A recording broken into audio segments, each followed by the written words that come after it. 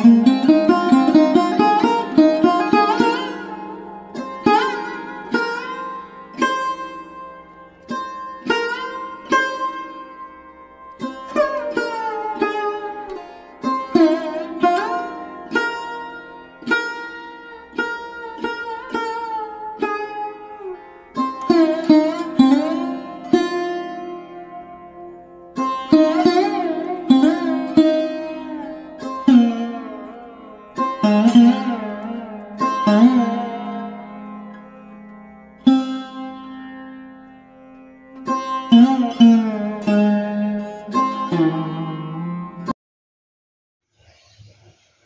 Morning friends, তোমরা সবাই কেমন আছো? আশা করি তোমরা সবাই খুবই ভালো আছো। আজকে আবারও একটি নতুন ব্লগে তোমাদের সবাইকে স্বাগত জানিয়ে আমি ব্লগটি শুরু করছি। আই হোপ তোমাদের ব্লগটি খুবই ভালো লাগবে। আর এই ব্লগটি আমি গ্রামের বাড়ি থেকে দিচ্ছি।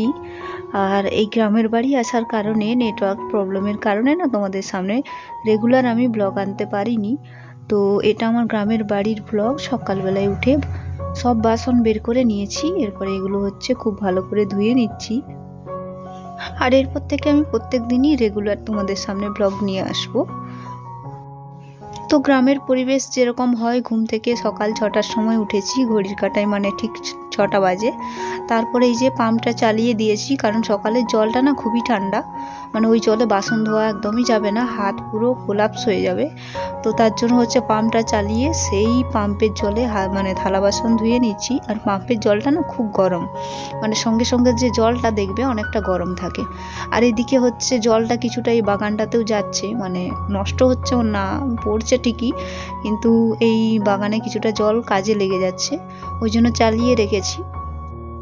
আর এই বাগানটাতে অনেক বেগুন গাছ আছে, পুরোটাই বেগুন গাছ, আর অনেক বেগুনও ধরেছে। তো সেগুলো তোমাদের সামনে দেখাচ্ছি। এই যে দেখো, আর এই যে নালাগুলো দেখছো, নালা দিয়ে জল যাচ্ছে, গাছের গোড়ায় গোড়ায় জল লাগছে, আর অনেক বেগুন ধরেছে, দেখছো তো। তো সকালবেলায় পাম্পটা চালিয়ে রাখলে এভাবে যদি জল পাই, গাছগুলো সারাদিন সতেজ থাকবে। আর বেগুন গাছে মানে ফুলও হচ্ছে। আর এদিকে মুরগিগুলো দেখছো নালায় নালায় ঘুরছে, মানে ওদের খাবার খাচ্ছে প্লাস জল খাচ্ছে। তো এই পরিবেশটা খুবই ভালো, ভাবলাম তোমাদের সামনে তুলে ধরি। আর গ্রামে যখন আসবো তখন তোমাদের সামনে দেখাবো, কিন্তু কি বলতো, আমাদের ভিডিও আপলোড করতে পারি না নেটওয়ার্কের প্রবলেমে। আর ওই যে দূরে একটা গাছ দেখতে পাচ্ছ, ওটা কি বলতো, ওটা কমলা লেবু গাছ। এই যে কমলা লেবু নয় ঠিক, ওটা কি বলতো, ওই টক জাতীয়, টক মিষ্টি আর কি খেতে ফলটা, লেবু জাতীয় আর কি, কিন্তু পুরো লেবুগুলোই সব পেকে গেছে। আর দেখো কি ভালো না লাগছে। তো এই শীতের দিনে এই লেবুগুলো ছাড়িয়ে নুন লঙ্কা মাখিয়ে খাওয়া হয়। তোমরা যারা খেয়েছো অবশ্যই কমেন্টে জানাবে। আর এদিকে খাওয়ার জলটাও ধরে নেওয়া হচ্ছে, কারণ এই সময় জল আমরা ধরে নিই, পুরো সব বাসন টাসন ধোয়া হয়ে গেছে। তো আর জলটা দেখে না ধোঁয়া বেরোচ্ছে, তোমরা দেখতে পাচ্ছ কিনা জানি না, পুরো গরম জলটা। তো শীতকালে এই গরম জলে হাত দিয়ে কাজ করতে ভালো লাগে, ঠান্ডা জল হলে হাতগুলো কোলাপস হয়ে যায়, ভালো লাগে না, বুঝতে পারছো। আর এখানে কি হয়েছে বলো তো, একটা পায়রা ঢুকে গেছে, কিছুতেই বেরোতে পারছে না, তো তাকে আবার ছেড়ে দেওয়া হলো। আর সকালবেলায় এই যে মা এই পিঠাটা করে দিচ্ছে নলেন গুড়ের সাথে খাওয়ার জন্য, যেহেতু সংক্রান্তি সামনে, তো তার জন্য ওটারও একটা ভিডিও করে নিলাম তোমাদের সামনে। আর এই পিঠেগুলো মোটামুটি নলেন গুড় দিয়েই খেতে ভালো লাগে, আর পেট খারাপের কোনো সমস্যাই থাকে না, কারণ জলে সেদ্ধ করা পিঠে খুবই ভালো লাগে খেতে। ব্রেকফাস্টের জন্য এগুলো করা হচ্ছিল সকালবেলায়। তো সবাই এসছে যেহেতু, প্রত্যেকে খাবে, তার জন্য মা সকালবেলায় গরম গরম করে দিচ্ছে। আর সত্যি খেতেও খুব ভালো, এবং পেটের পক্ষে বললাম না, কোনো সমস্যাই হবে না।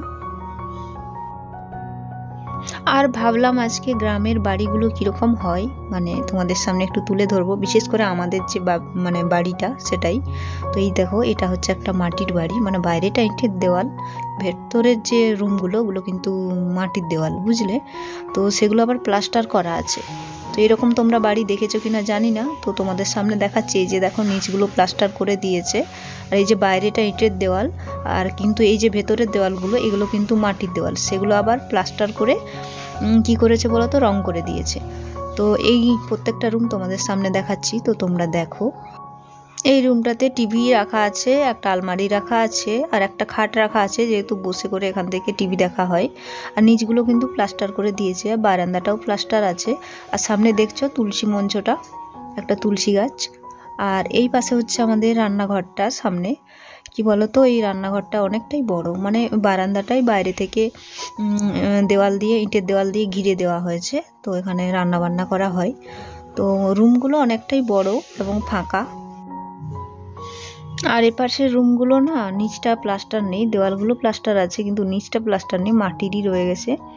তো এটাও একবার দেখিয়ে দিচ্ছি। এটা হচ্ছে পালঙ্কটা, গোছানো হয়নি, ঘুমানো হয়েছিল। তো ওখানে একটা পালঙ্ক, এখানে একটা টুল আছে, মায়ের ওই খাতা, বই খাতা আর কি ওষুধপত্র রাখা আছে। আর পাশে যে রুমটা পুরোটাই ধান আছে বস্তাগুলোতে ভর্তি, কারণ ভেতরে রাখা হয়। এপাশে হাতি টাতি আসে, তো ঘর যাতে গন্ধ না পায় ধানের, তার জন্য ভেতরে রাখা হয়। আর এখানে ঠাকুরও রাখা হয়, এই যে এই তাকটাতে। তো গ্রামের দিকে এরকমই ঘরগুলো হয়। তো দেখিয়ে দিলাম তোমাদেরকে। আজকে আমি ভিডিওটি এখানেই শেষ করলাম। যদি ভালো লাগে অবশ্যই ভিডিওতে একটা লাইক দিও।